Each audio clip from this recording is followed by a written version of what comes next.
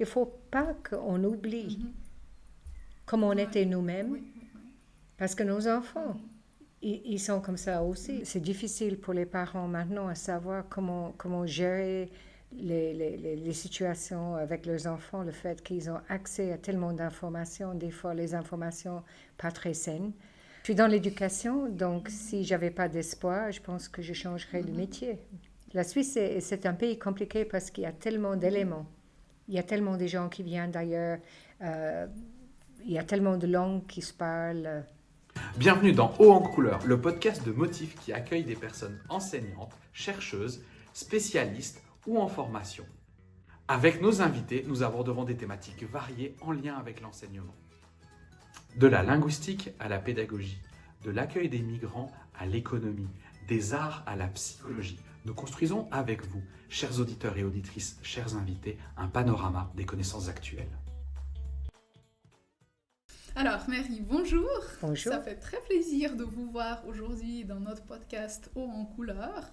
Merci d'avoir accepté l'invitation, ça nous fait très plaisir. Je vous présente d'abord. Aujourd'hui, on a le plaisir d'accueillir Mary Maenfisch-Tobin.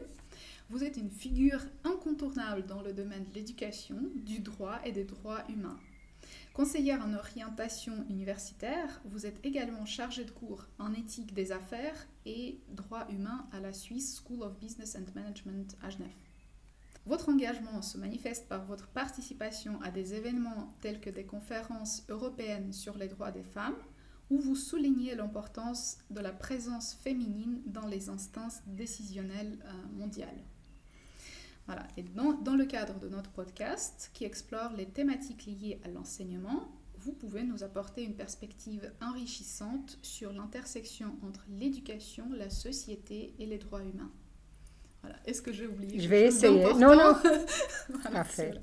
Je vous propose de commencer pour un petit échauffement avec des questions flash. Je vais proposer 2 termes et je vous propose de choisir un de ces 2 termes. OK. Voilà. Intuition ou précision? Les deux. Je dois choisir.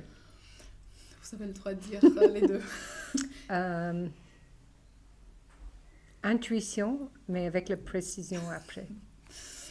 Talent ou assiduité? Assiduité. Assiduité, oui, merci. Justice ou miséricorde? Justice. Compter sur ce qui est déjà acquis ou compter sur le potentiel d'apprendre d'une personne? Le potentiel. Bonne formation ou bonne expérience professionnelle? C'est vraiment compliqué. Hein? J'ai cherché. Bonne formation. Oser avouer que son choix professionnel était une erreur ou continuer à progresser dans ce qu'on a choisi malgré tout? Continuer à progresser. Erreur ou perfection?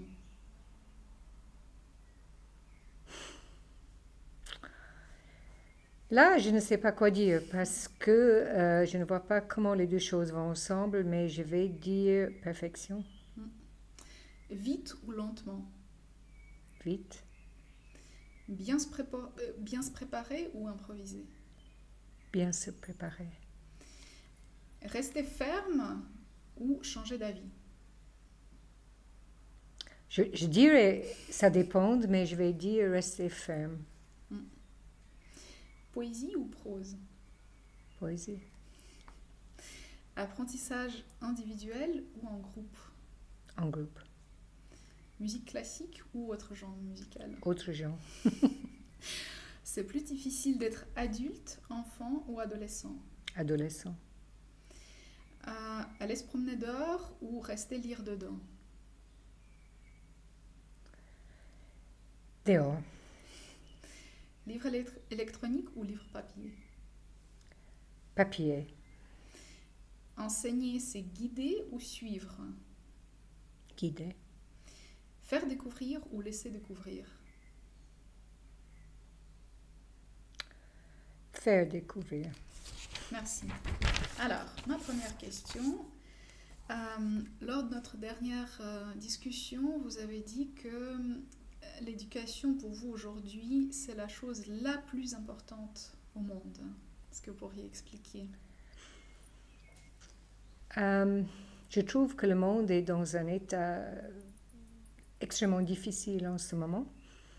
Et surtout par ici, on a de plus d'éducation, mais rien n'est en train de changer. On est en train de faire les mêmes choses qu'on a fait avant, les mêmes erreurs, les mêmes guerres, les mêmes problématiques. C'est comme si on n'est pas en train d'évoluer. Et c'est pour ça que je dis que l'évolution est absolument importante maintenant. Moi, j'étais ici pour l'ouverture du centre de la durabilité et j'étais vraiment intéressée par une conversation entre les différents départements, humanité, sociologue, HEC. Et à la fin, tous les profs, ils sont tournés vers le sociologue en disant, écoutez, on n'est pas en train d'évoluer. Et ça m'a vraiment frappé. Et pour moi, c'est ça la problématique. Et la seule façon, le seul espoir pour moi, c'est si on commence à vraiment bien éduquer les gens à comprendre notre histoire et notre potentiel pour l'avenir. Donc c'est une manière de rompre le cercle vicieux qui s'est formé. Donc il y a quand même l'espoir de le faire. Je suis dans l'éducation, donc si j'avais pas d'espoir, je pense que je changerais de métier. Ouais. Il faut avoir de l'espoir. Il faut de l'espoir. Ok. Quels sont les défis majeurs que rencontrent aujourd'hui les écoles privées en Suisse? Les écoles privées. Moi, je suis dans une école privée à temps partiel. Je trouve, ça dépend de quelle école, parce que on a des écoles qui sont avec des internes, seulement les gens qui viennent d'ailleurs. On a des écoles privées où on a des gens qui viennent chaque jour.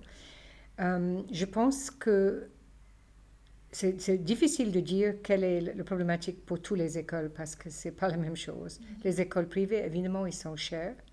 Mais si, par exemple, vous êtes dans le système suisse et vous n'avez pas de crèches, les écoles privées sont extrêmement intéressantes pour les parents avec des jeunes enfants parce que c'est presque moins cher de mettre ton enfant dans une école privée que dans une crèche, ou peut-être il n'y a même pas des crèches. Donc ça, c'est une grande problématique. Moi, je parle plutôt pour le canton de Vaud parce que je vis dans le canton de Vaud, mais on a un problème au niveau des parents et des crèches, donc les écoles privées, ça peut aider.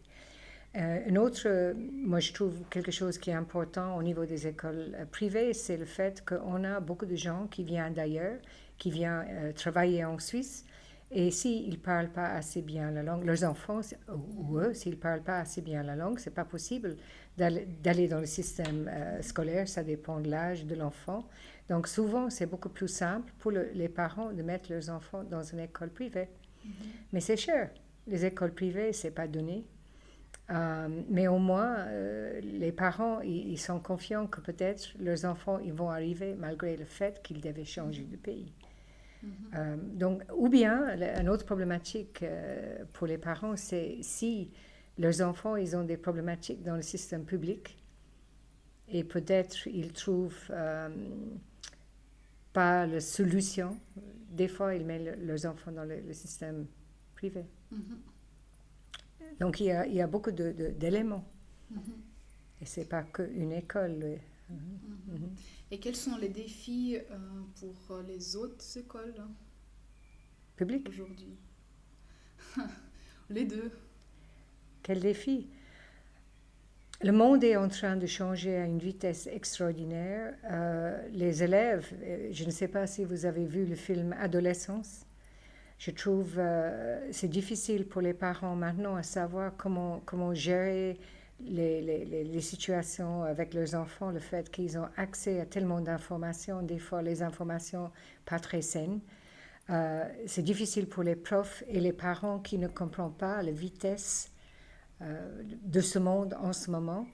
Donc ça, pour moi, c'est un énorme défi. Il y a une problématique avec les gens d'influenceurs comme Andrew Tate et autres qui sont en train de mettre nos enfants dans les situations, les problématiques qu'on n'a pas vécues avant.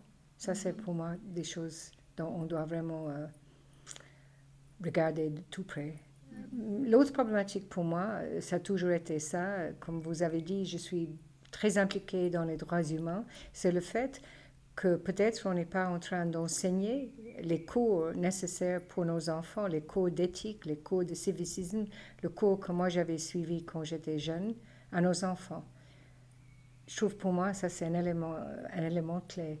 Je travaille pour la fondation Robert F. Kennedy Human Rights Foundation en Suisse. Je suis dans l'équipe et on essaie d'aller dans les écoles pour parler aux élèves par rapport aux droits humains. On était à Buyer, ici en canton de Vaud. On a mis en place une exposition des défenseurs des droits humains. On a donné les livres pour que les profs puissent expliquer qu'est-ce que c'est, quels sont les droits humains, comment est-ce que les élèves doivent comprendre le monde, l'éthique. Ça, c'est pour moi quelque chose de très important et ce n'est pas du tout évident en ce moment que ça existe dans les écoles. Oui, j'ai l'impression que les problèmes que vous évoquez, ça concerne non seulement les jeunes et les enfants, mais aussi les adultes. C'est-à-dire l'accès à ces informations ou l'accès aux informations qu'on n'a pas choisies, qui nous tombent dessus. Tout à fait. Et comme vous avez dit, moi je suis dans le système plutôt privé, quoique je suis aussi conseillère en orientation indépendant en plus. Mais par exemple, dans certaines de nos écoles privées, les élèves, ils peuvent suivre une chose qui s'appelle, je peux seulement le dire en anglais, je ne sais pas comment dire en français, Model United Nations, où les élèves, ils suivent des cours à savoir qu'est-ce qui se passe dans les Nations Unies. Eux, ils se mettent dans la place des pays. C'est vraiment tout un système très intéressant, mais je ne pense pas, jamais vu ça dans le système public. Et ça aide les élèves à mieux comprendre le monde, à mieux comprendre eux-mêmes, à mieux comprendre la politique globale, tout ce qui se passe au niveau mondialement autour de eux. Je trouve que c'est très important. C'est presque... il se met à la place de tout ce qui se passe dans le monde et très important pour moi, ça. Ok. Est-ce que vous pourriez donner des conseils aux parents des enfants et des jeunes?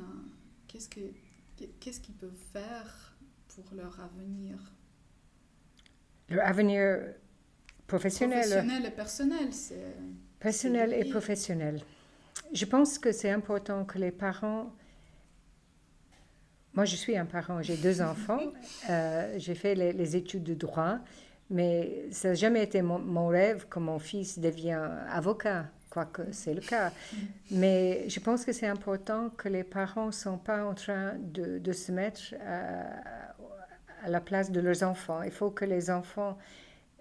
aider les enfants à trouver eux-mêmes d'abord, et le reste va suivre. Moi, je suis conseillère en orientation dans les écoles privées, donc je trouve que les élèves dans le système privé, ils ont beaucoup de chance parce que nous, on passe beaucoup de temps, on parle beaucoup avec les élèves, on les explique comment les universités marchent, on les explique. On essaie de trouver le meilleur choix pour chaque élève. Et peut-être ce n'est pas universitaire, peut-être c'est complètement autre chose. Je pense que c'est important que les parents laissent leurs enfants découvrir un petit peu ce qu'ils aiment, ce qu'ils veulent faire, et pas essayer de décider, parce que c'est pas, pour moi, si on trouve notre métier, si on est heureux, la vie va mieux. Donc, je pense que on doit réfléchir comme ça, comme parents. C'est-à-dire avoir confiance. Avoir confiance. Ça fait peur. Oui, fait peur de... Ça fait peur parce que... Et souvent, les parents, ils veulent faire le mieux pour leurs enfants, mais peut-être c'est pas ça le choix qu'il faut. Ouais. Chaque enfant est différent. Et le monde a besoin de tout le monde. N'est-ce pas? Moi, quand j'ai commencé dans la première école privée où je travaillais, tous en fait, les parents, ils voulaient que leurs enfants soit ingénieurs, soit avocats, soit médecins. C'était tous les métiers qu'ils trouvaient sûrs parce qu'ils avaient peur que leurs enfants n'ont pas assez. Ma fille, elle a fait sociologie et son frère, l'avocat, a dit oh, mais tu vas jamais trouver un travail. Je ne sais pas si ma fille, elle va regarder cette vidéo, mais moi, j'ai toujours dit à mes enfants, si vous faites bien et vous aimez bien ce que vous faites, ça va marcher. Et je pense que ça, c'est le message que je donne toujours aux parents. Si on trouve notre chemin, ça va aller très bien. Je crois que ce qui est peut-être important aussi, c'est qu'il y ait quel que soit le choix, il faudra quand même travailler. Ah, mais tout à fait. C'est pour ça que j'ai choisi assiduité. Plutôt, oui, voilà. Parce que quand j'étais jeune, j'ai un frère qui est extrêmement intelligent, mais moi, j'étais travailleuse.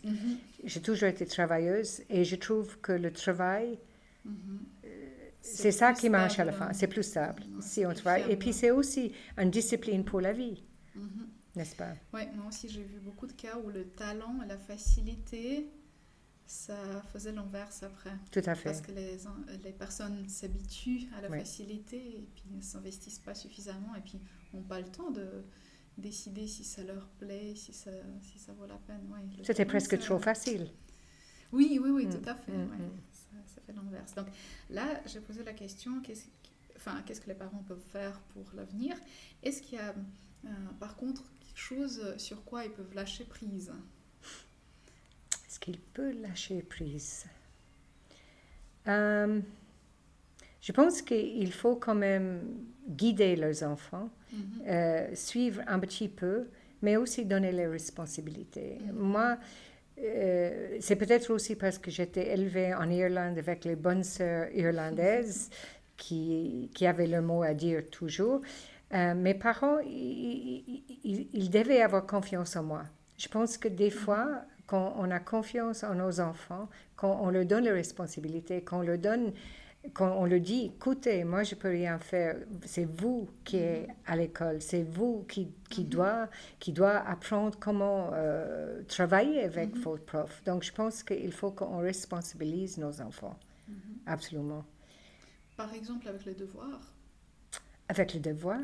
De nouveau, mon fils, il avait toujours des petits mots dans son cahier, mais c'était son cahier, pas le mien.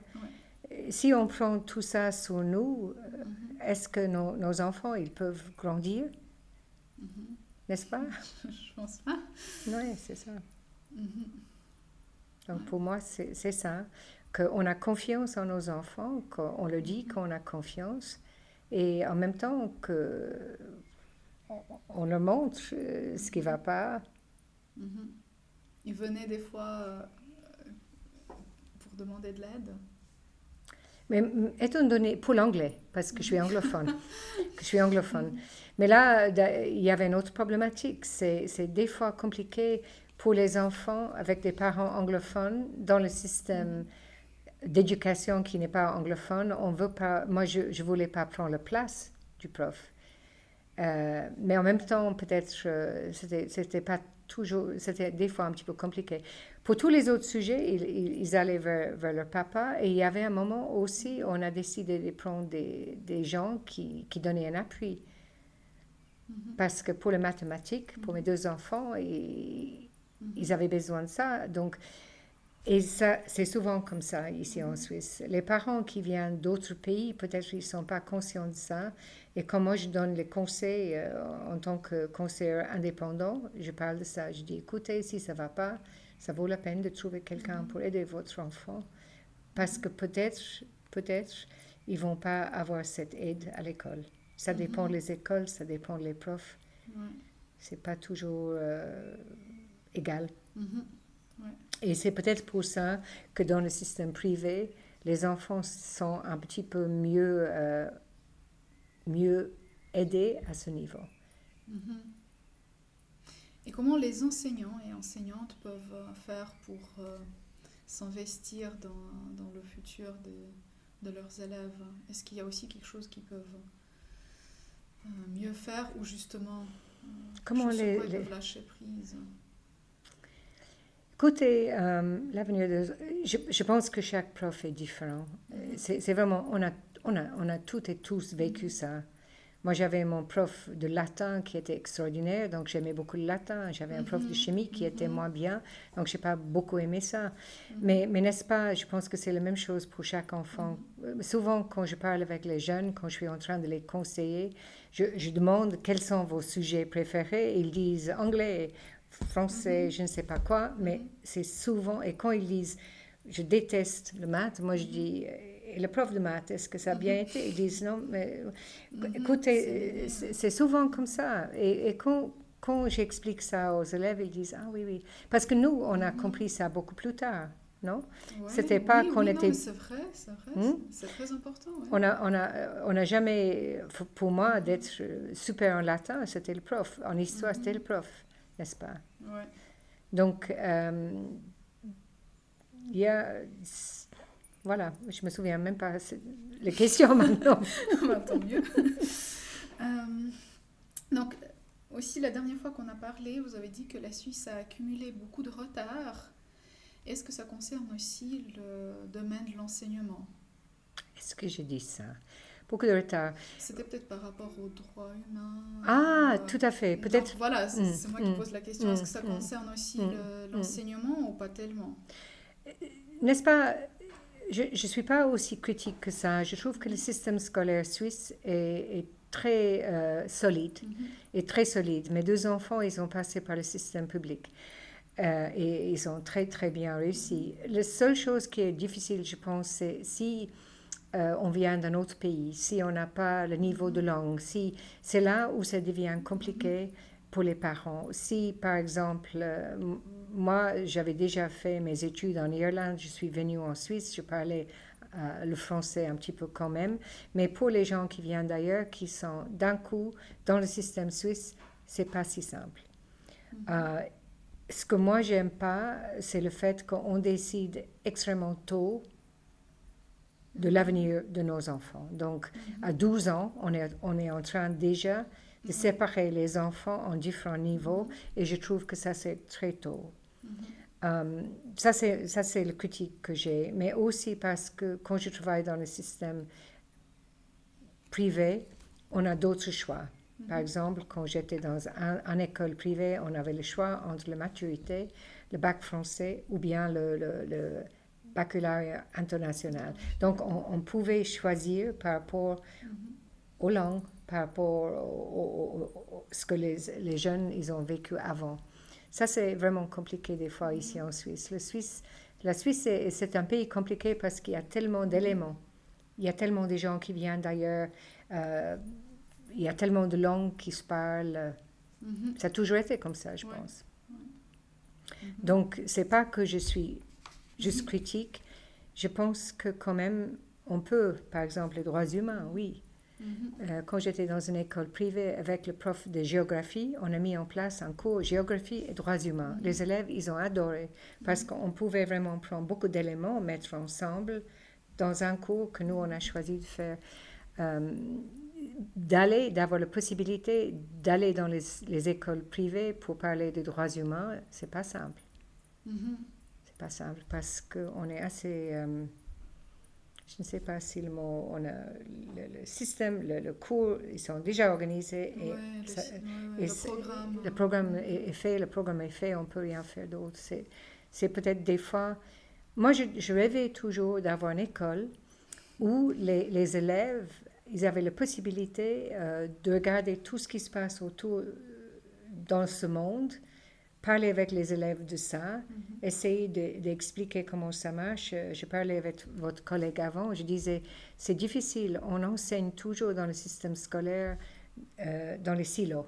Vous faites histoire, vous faites géographie, vous faites tous les sujets, mais il n'y a aucune liaison entre les sujets. Et je trouve ça, c'est dommage. Je pense qu'on peut aider les élèves à mieux comprendre comment les choses marchent beaucoup plus tôt. Je pense aussi, et j'ai aussi dit ça à votre collègue avant, je pense que moi je suis quelqu'un, et c'est le gros plan, on dit comme ça, qui est important. Je dois comprendre toute la problématique et après des éléments. Tandis que normalement, dans l'enseignement, on fait le contraire. On enseigne en silo Et on pense que les gens, ils vont comprendre les choses d'une façon beaucoup plus globale. Et ça marche pas. comme ça. Non, ça marche pas. Ça marche pas. J'aimerais bien voir le système finlandais parce qu'apparemment, il y a quelque chose chez eux qui marche autrement. Peut-être vous savez Plus mieux de comment. connexion. Plus de connexion, oui, c'est ça. Oui, je pense qu'établir les liens, c'est important. Ouais. Est-ce que selon vous, il y a une différence entre une personne qui a fait son parcours dans le public et dans le privé?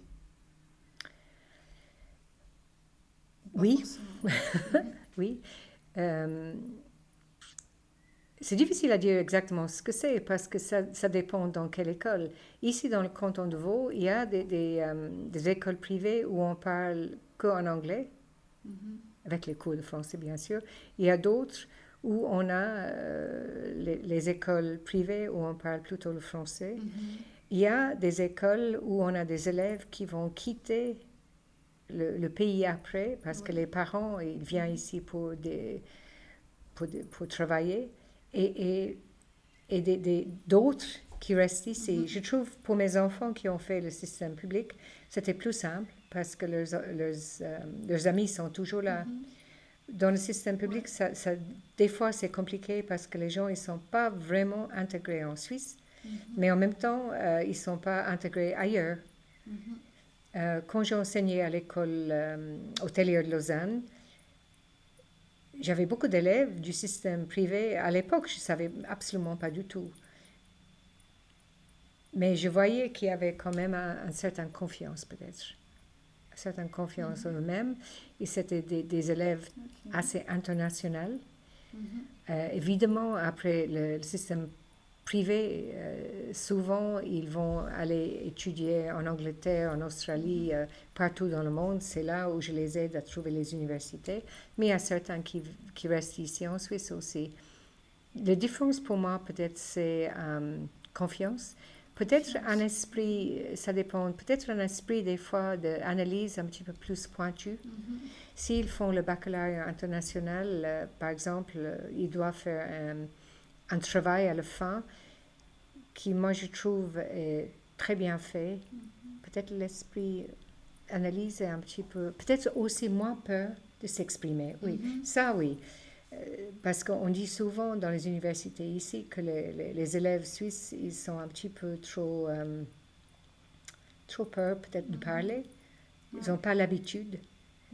Les élèves internationaux, ils ont l'habitude. On les a encouragés. Je ne sais pas, vous êtes d'accord avec moi? Peut-être ça change quelque chose au niveau de... En tout cas, il y a des différences. Moi, j'ai vu une grande différence avec les élèves, avec les étudiants qui venaient des États-Unis et du Canada. Effectivement, au niveau de la prise de parole, il y avait une immense différence. La confiance en soi? Confiance en soi, pour moi, c'est lié. Tout à fait. Surtout c'est vrai, surtout les élèves américains. Absolument. Oui. Oui, il y a de ça. Je trouve que des fois, peut-être, quelque chose entre très confiant et pas assez confiant, ça serait l'idéal. Mais on m'a beaucoup dit, on m'a beaucoup parlé du fait que les élèves, ils n'ont pas l'habitude de parler en cours, ils n'ont pas l'habitude. Et ça c'est vraiment un petit peu dommage, parce que les... Oui, ça m'a marqué. J'avais une personne qui venait, je ne sais plus, du Canada ou des États-Unis, qui avait le niveau du français plutôt faible par rapport au groupe.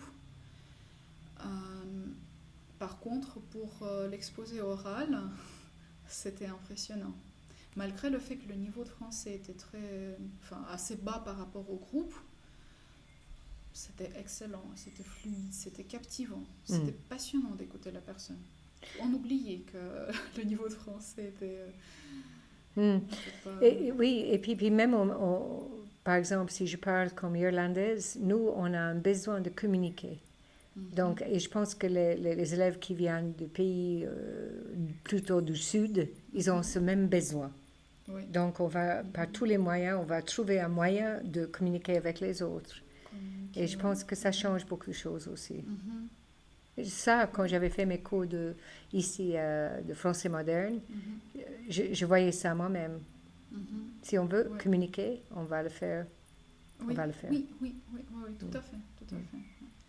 Et puis, du coup, les parents qui n'ont pas les moyens de placer leurs enfants dans le système privé, comment est-ce qu'ils pourraient pallier cet écart? Enfin, comment ils peuvent soutenir cette confiance, cette prise de parole?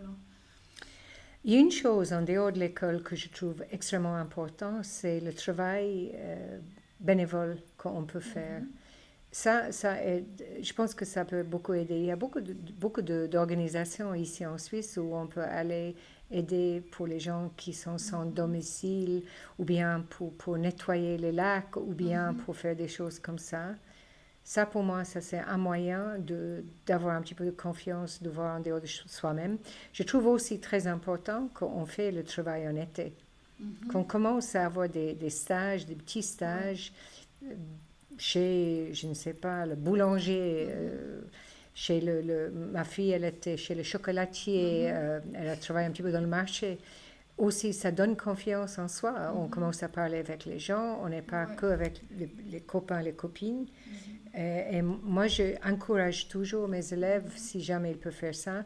Mais il y a aussi des cours d'été, peut-être qu'on peut faire. Mais comme vous dites, si on n'a pas les moyens, on peut toujours avoir des petits boulots. Et au moins, avec ça, on sait les choses qu'on ne veut pas faire. Oui. Mes enfants, ils ont toujours travaillé dans des étés pour avoir un petit peu d'argent de poche, mais je trouve que c'est un service pour nos enfants de les encourager de faire ça. Parce qu'après, ils gagnent en confiance.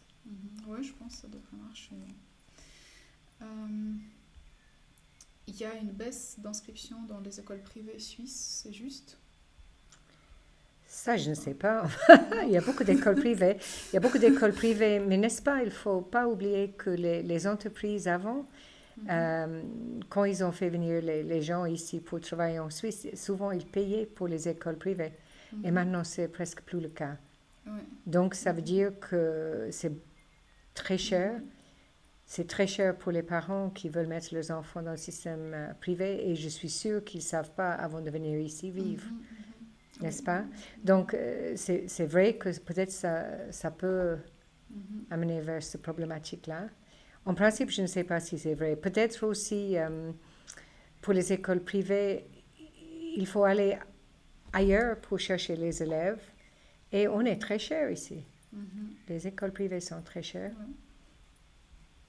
Et comment rester à la hauteur des exigences qui ont payé des sommes assez élevées? Moi, je pense que si les entreprises veulent avoir les gens qui viennent ici travailler, il faut quand même les expliquer la problématique parce que pour eux, la chose la plus importante, c'est leurs enfants, n'est-ce pas? Et si il y a une personne dans une grande entreprise à Genève m'a dit, Mary, il faut que tu viennes parler avec les gens ici dans les ressources humaines parce que c'est vrai que les gens qui veulent travailler en Suisse, ils sauraient mieux négocier leur contrat s'ils savaient les conditions ici et les prix des écoles. Mais c'est un problème parce que c'est pas seulement les prix, mais c'est la langue.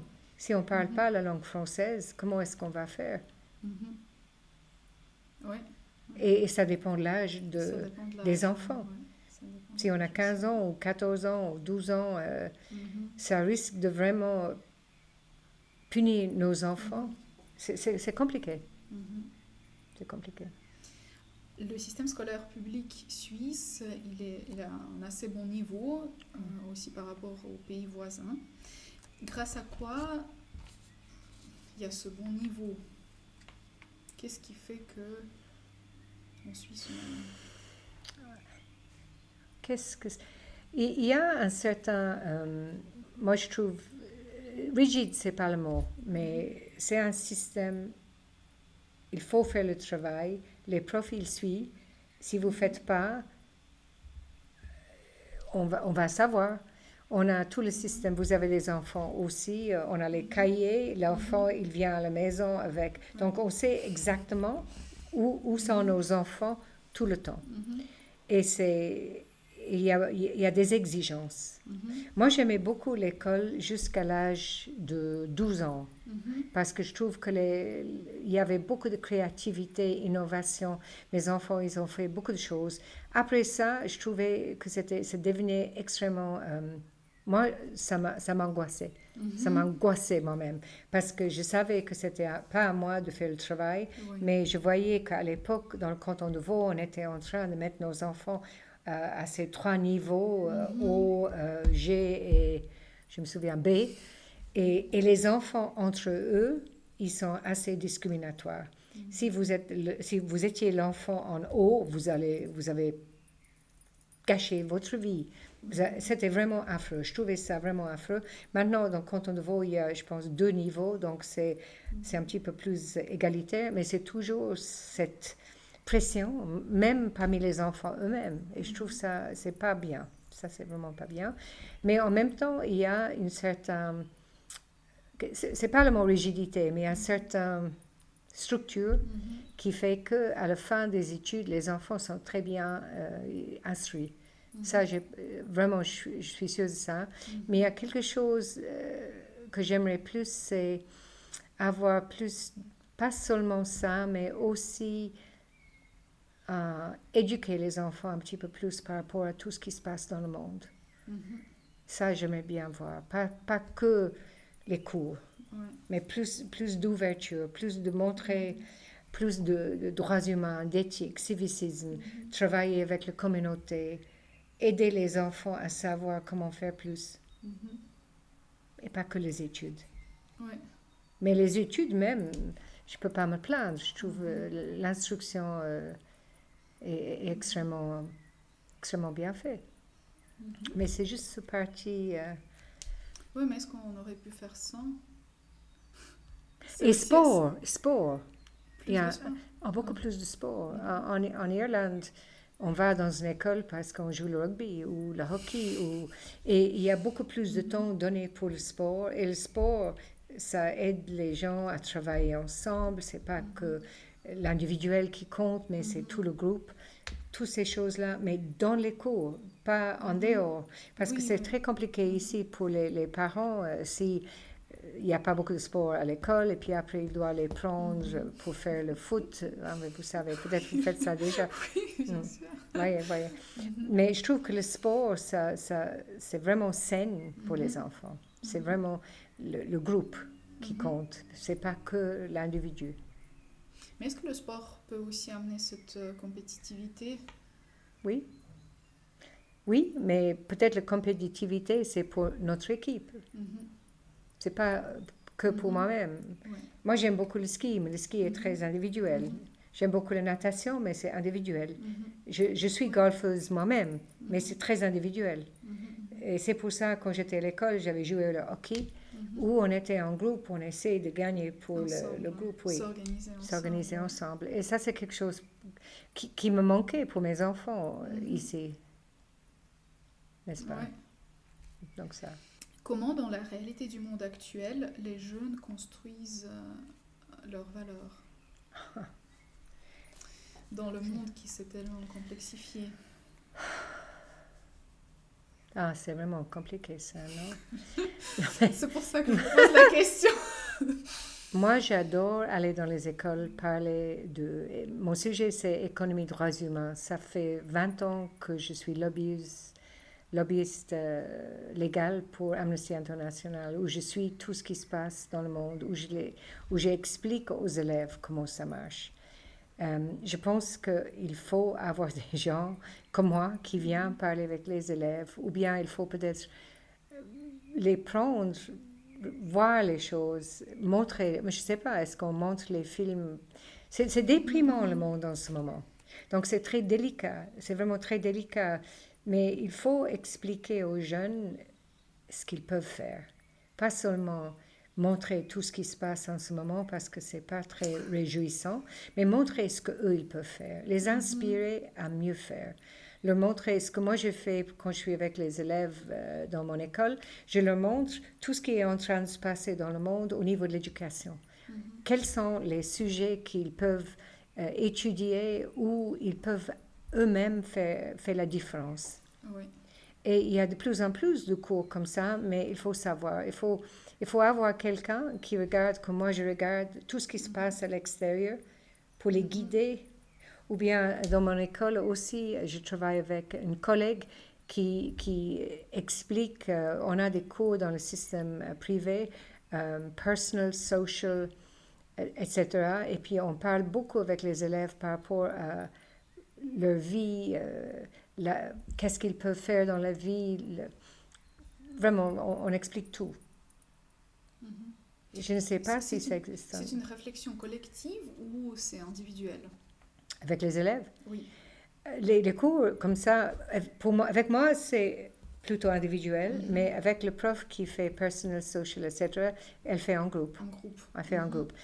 Par exemple, ils ont fait venir les gens pour parler avec les jeunes par rapport à tout ce qui se passe avec le média social, avec les influenceurs négatifs. On a parlé de ça, on a expliqué comment ça marche. Et je trouve que ça, c'est vraiment... Il faut parler avec les jeunes. Si vous avez regardé le film Adolescence, il faut le regarder. Il faut le regarder. On voit vraiment la différence entre la compréhension des jeunes et des personnes plus âgées et les profs et les écoles. Nous, on n'arrive pas à suivre assez vite tout ce qui se passe dans le monde. Et c'est dangereux. Non. C'est extrêmement dangereux. Il ne faut pas oublier ça. Il faut aider les jeunes aussi à savoir comment gérer tout leur matériel, leur téléphone mobile. Il faut les expliquer l'impact de tout ça. Les jeunes, ils comprennent beaucoup de choses. Il faut parler avec eux. N'est-ce pas? Il ne faut pas... Non, mais moi, je me souviens quand j'étais adolescent, j'étais très conscient de beaucoup de choses, même à l'âge de 12 ans, 13 ans, 14 ans. Il ne faut pas qu'on oublie comment on était nous-mêmes, parce que nos enfants, ils sont comme ça aussi, sauf qu'ils vivent dans une autre ère. Des fois, on ne comprend pas, nous. J'ai eu ce matin une discussion avec mon fils sur les jeux vidéo. J'ai raconté comment moi je l'ai vécu. Voilà, Qu'est-ce qu'il a dit? Intéressant, les échanges. Lui, pour l'instant, il n'a pas fait de jeux vidéo. Sauf s'il a fait peut-être quelque chose à l'école, mais je ne pense pas. Mais en tout cas, ses camarades de classe, ils ont déjà beaucoup. Moi, je lui ai expliqué que quand il aura le téléphone, il faudra bien savoir ce qu'il veut faire avec. Parce que si on ne sait pas ce qu'on veut faire avec, on est vite absorbé entièrement. Et je lui ai expliqué que les jeux vidéo, il faut peut-être aussi savoir si je l'ai fait pour me reposer, me divertir, mais il y a une chose importante, c'est que combien de temps est-ce que j'ai envie de consacrer à ce type de divertissement? Est-ce que c'est 1 heure, 2 heures, 3 heures? Est-ce que c'est 5 heures? Et quand on pose la question comme ça paraît évident que ça doit être 1 heure, 2 heures. Mais je lui ai expliqué que quand tu joues à un jeu, 1 heure, ça passe en 1 seconde. C'est ça. C'est presque mieux de ne pas jouer parce qu'1 heure, tu es juste déçu que ça ait passé aussi vite. Donc, c'est ça, il faut prendre 2 heures, puis faire une pause, enfin, je sais pas. Oui. Je lui ai juste raconté ce que je pense, parce que pour l'instant, il n'a pas de jeux vidéo, mais un jour, il aura accès. Je ne vais pas le bloquer. Non. Éternellement. Donc, tout à fait. Il va être confronté à la question, donc je préfère qu'il réfléchisse déjà maintenant. Et c'est super que vous faites ça. Je pense que dans les écoles, quand même, ils doivent aussi faire la même chose. Parce que l'éducation, ce n'est pas que les parents, c'est aussi l'école. Et les enfants, ils sont à l'école 8 heures par jour. Moi, j'ai beaucoup argumenté avec mon mari par rapport à ça, parce que lui, il me disait, quand je suis venue en Suisse, oui, l'école, c'est pour l'instruction, c'est pas pour l'éducation. Moi, je disais non, c'est les deux. Parce qu'on ne peut pas savoir non plus que tous les enfants, ils ont tout dont ils ont besoin. Donc, il faut que à l'école, ils ont l'éducation, et si possible, partout ailleurs aussi, n'est-ce pas? Mais il y a aussi les pères. Donc, non, il y a beaucoup de choses qui se passent. Beaucoup de choses qui se passent, et ça m'a fait un petit peu peur des fois. Mais je pense que on peut... Aussi. Moi aussi, oui. Mais on peut, je pense qu'on Si on est conscient, on peut faire beaucoup mieux. Mhm. Et je pense qu'en ce moment, moi je pensais récemment aussi les modèles pour les enfants, les role models. Ça serait bien aussi dans les écoles de faire venir les jeunes qui parlent avec les jeunes. Les jeunes qui sont juste un petit peu plus âgés, mais qui viennent dans les écoles parler avec les plus jeunes parce qu'ils Ils entendent écoutent mieux autrement, ouais. les jeunes que nous, n'est-ce Ouais. pas? Et nous, on fait ça. On fait venir les jeunes pour parler avec nos étudiants. Ouais. Et ça a un grand impact. Après, je pense qu'il faut peut-être aussi avoir une certaine honnêteté, c'est-à-dire oser dire que, voilà, par rapport au téléphone et ordinateur, ce que je lui explique, c'est que sache que les adultes, la plupart des adultes autour de toi, moi y compris, on ne sait pas bien faire avec les téléphones, avec les ordinateurs. Et donc, on va peut-être pas bien expliquer comment faire. Et si tu me vois pas tout le temps dans le téléphone, c'est que je fais un effort. Je laisse pas juste comme ça, parce que si je vais laisser comme ça, je vais être absorbée par le téléphone. Et vous allez tout le temps me voir dans le téléphone, et après je vais vous dire arrêtez d'être dans le téléphone. C'est compliqué. C'est compliqué. compliqué. Il y a des gens qui sont obsédés, est-ce que c'est le mot, par leur téléphone? C'est vraiment une obsession. Dépendance. Et je pense qu'ils ne savent même pas eux-mêmes. Oui. Et je pense que ce n'est pas que les jeunes. Bah, bien C'est sûr. pas que les jeunes, parce que c'est une façon d'échapper. Oui. C'est comme la télévision, et des fois une façon d'échapper.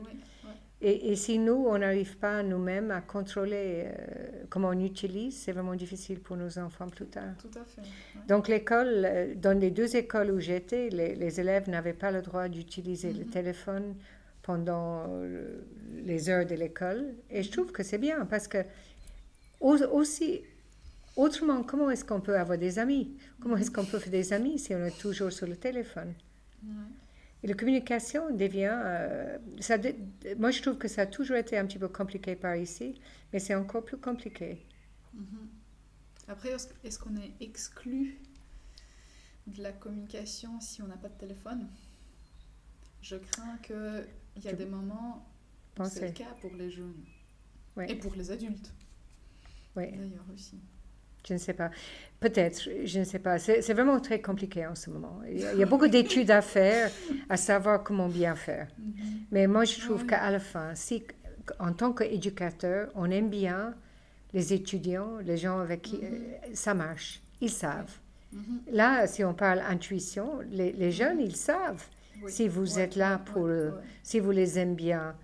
Moi, je rencontre mes élèves partout. J'ai toujours eu beaucoup de contact avec eux. J'aime beaucoup aider. Ils savent ça. Et c'est la même chose avec les profs, non? On se souvient de nos profs toute la vie ou quoi? Oui, et de nos étudiantes. Et de nos étudiants. Je viens de rencontrer une dans le bus maintenant. Oui. Non, mais n'est-ce pas? Et donc, ça, c'est important, de bien aimer. Deviens pas éducateur si vous n'aimez pas travailler avec les étudiants. Pourquoi on ferait ça? Non? Ou un autre travail. Ou un autre travail. Oui, n'est-ce pas? Ça s'applique aussi pour les autres. Peut-être je suis sévère, mais je trouve vraiment il faut bien aimer notre travail. Ça, je partage en tout cas. Je pense que le monde aurait beaucoup changé si les gens faisaient ce qu'ils aiment. Oui, complètement. Réellement, ce qui les intéresse. Oui. C'est un problème. On a de la chance, hein? Donc voilà, on a déjà répondu à la question suivante, comment aligner les valeurs avec le choix de carrière. Est-ce que c'est important de tout de suite bien choisir son domaine professionnel? Est-ce qu'on a le droit à une erreur?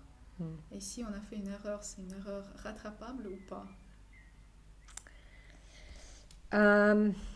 C'est mieux si on peut choisir bien. Ma maman m'a pris je trouve que j'ai beaucoup de chance parce qu'à l'époque, on n'avait pas de conseillers en orientation. Mais ma maman, qui était une femme extrêmement moderne, elle m'a pris chez quelqu'un qui faisait l'orientation quand j'avais 15 ans. Donc, j'étais la première femme, grâce à ma maman, première femme dans ma famille en Irlande d'aller à l'université parce que cette femme m'a dit vous pouvez faire le droit ou la sociologie. Et je suis très, je suis avocat très, pris par le côté égalité, diversité, inclusion, etc. Donc, je trouve que si on peut avoir un conseil, une aide avant de commencer, c'est bien. Souvent, si on est bien en école, c'est ça que j'ai vu ici, on ne va pas chez le conseiller en orientation, on va directement à l'université. Et je sais, dans le canton de Vaud, on a beaucoup de gens qui changent après une année, qui ont commencé le droit, qui après vont aller faire quelque chose d'autre parce que ça n'a pas marché, ils n'aimaient pas, etc. Je trouve que c'est beaucoup mieux si on peut bien choisir, mais là, il faut un effort avant. Il faut peut-être essayer de faire les petits travaux en été, il faut essayer de faire un cours si on peut, il faut aller voir quelqu'un dans l'orientation qui peut aider, il faut aller pour chaque année, ici à UNIL, il y a je ne me souviens pas comment ça s'appelle, Forum Horizon. Oui. Le Forum Horizon, où tous les élèves, ils peuvent venir, et je trouve ça vraiment extrêmement important. Après ça, oui, on a le droit à l'erreur, mais je trouve que... Et ce n'est pas toujours un gaspillage. Si on a commencé le droit et ça n'a pas marché ou quelque chose d'autre, on a déjà appris beaucoup de choses très importantes pour la vie. Parce que moi, j'avais rencontré beaucoup de gens qui avaient commencé une chose qui a changé un autre et c'était presque un échec. Moi, je lui ai dit à cet élève, c'est pas un échec. Vous avez beaucoup appris et maintenant vous savez aller plus loin. Mais une fois peut-être bien, après ça, ça commence à être un petit peu compliqué si vous changez 2 ou 3 fois. Et trop. En Suisse, il y a quelque chose que j'ai vraiment compris. Un échec, c'est pas quelque chose de bien. Aux États-Unis, et c'est peut-être la différence entre les pays, un échec, c'est juste une façon d'apprendre et puis allez-y, on va faire quelque chose. C'est un chemin, oui. Donc, je pense qu'il faut qu'on change cette idée d'échec, mais en même temps, il faut regarder bien, trouver quelqu'un qui peut aider, essayer de faire un travail en été. Si vos parents travaillent dans une entreprise, demandez si vous pouvez aller une semaine. Il y a aussi ce que met en place le Bureau de l'égalité, le jour JOM, Journée Oser les métiers. J'ai toujours trouvé ça extrêmement important. Mes enfants, ils sont venus chez moi, ils sont allés chez mon mari, une qui a abouti comme avocat, donc peut-être il aimait mieux être chez moi. Mais n'est-ce pas, toutes ces expériences et les parents, ils peuvent aider les enfants à ce niveau, n'est-ce pas? Donc, non, je pense quand même qu'il faut mieux choisir ce qu'on fait si on peut. Et si on ne sait pas, il y a beaucoup de gens qui vont faire une année à l'étranger, quelque chose comme ça. Mes enfants, ils n'ont pas fait, mais certaines personnes, ils font.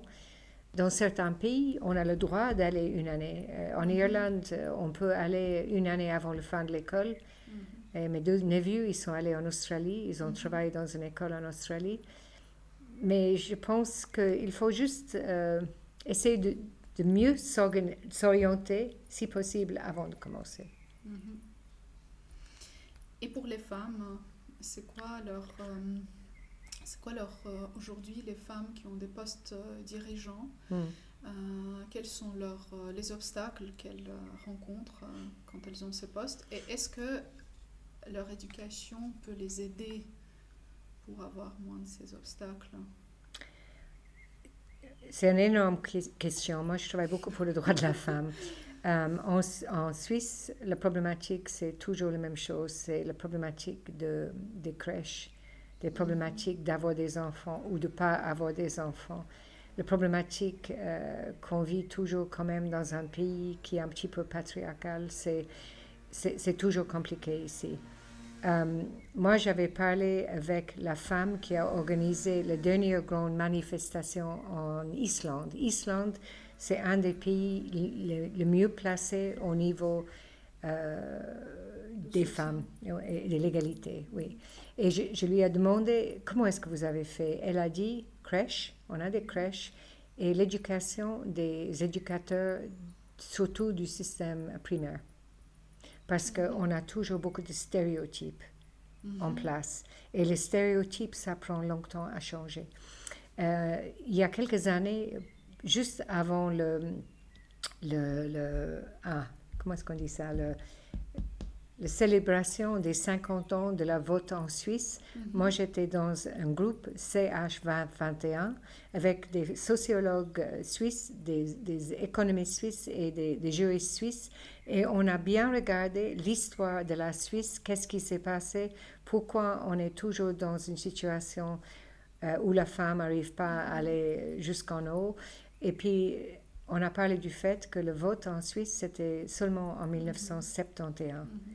Et les sociologues, elles ont parlé du dommage que ça a fait aux femmes en Suisse. Donc, je pense que ça mène aussi vers un manque de confiance en soi. Et on a besoin de confiance pour aller en haut. Mais si on ne met pas en place un changement du stéréotype, un changement au niveau des crèches, un changement de l'idée de qui est responsable pour les enfants, parce que moi j'ai toujours dit dans ma famille, je dis écoute, on a 2 qui ont eu des enfants. Et si on ne change pas ça, rien ne change. Il y a un super livre qui a été écrit par une femme qui s'appelle Paula Fians, elle est irlandaise, qui s'appelle The Invisible Job. Et là, derrière les dernières pages de ce livre, il y a un cahier de charges pour les couples. Elle a noté 160 tâches différentes avec qui fait quoi, quel jour, etc.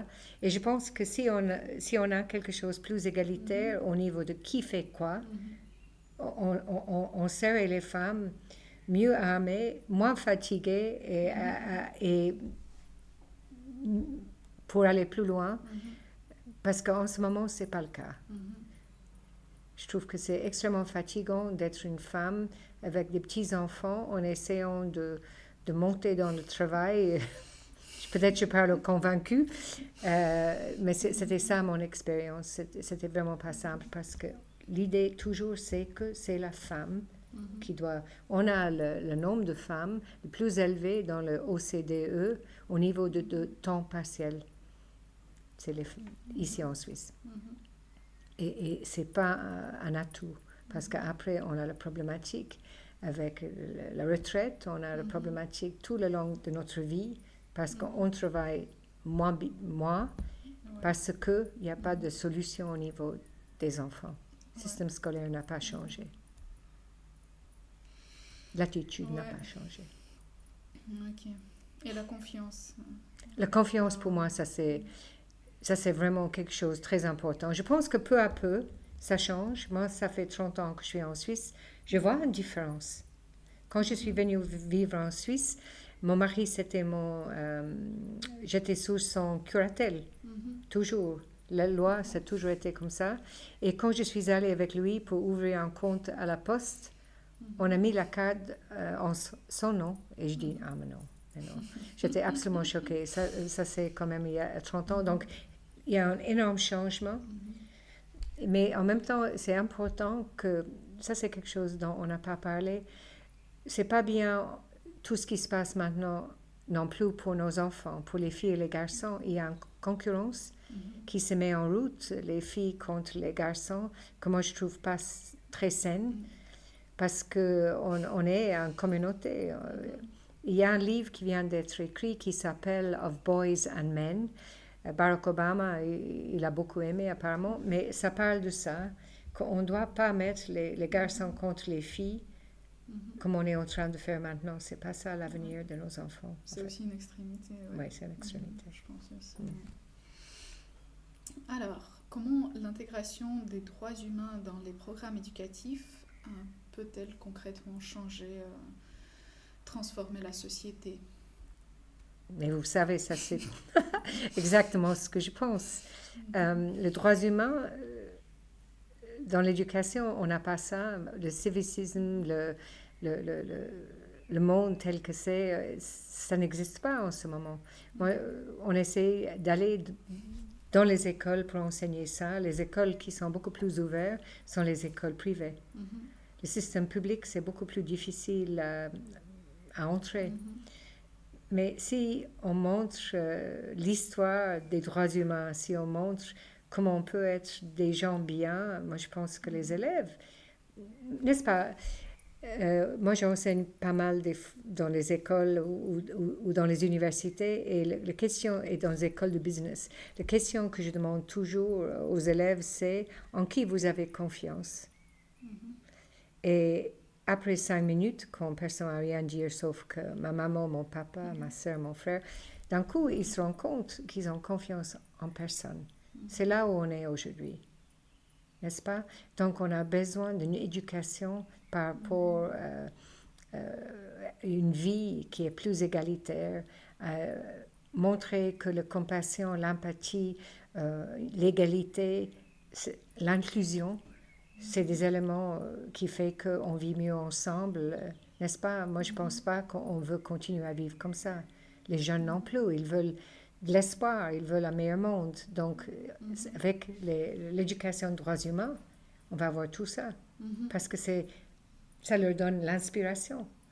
On leur montre les gens qui ont fait des choses extraordinaires, qu'on aboutit où on est aujourd'hui. Moi, mon grande héroïne, c'était Mary Robinson, la première femme présidente de l'Irlande, la première femme chef pour les droits humains aux Nations Unies.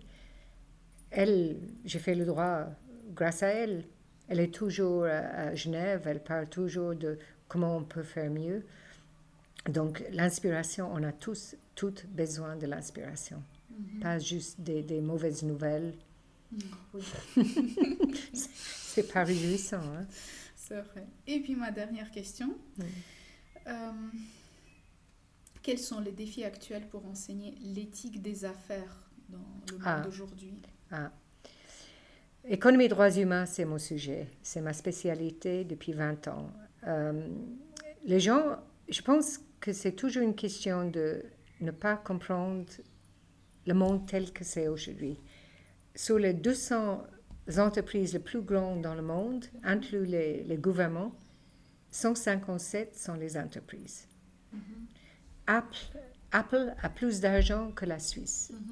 Tous les groupes des mines, des fossil fuels, énergie, tout ça, automobiles, ils sont extrêmement puissants, tech aussi. Les gens, ils ne comprennent pas. Donc, c'est qui est en train de mener le monde? C'est les entreprises. C'est qui fait le lobbying, qui fait qu'on n'est pas en train d'arrêter les guerres, on n'est pas en train d'arrêter de détruire notre climat. Et les gouvernements, il n'y a pas de droit international qui est en train de suivre les entreprises à travers les frontières.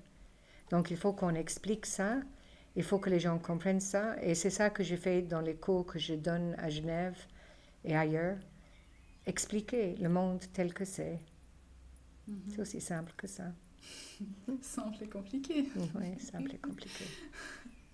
Merci beaucoup, Mary. Merci beaucoup. C'était très intéressant, cette discussion. Merci, Svetlana.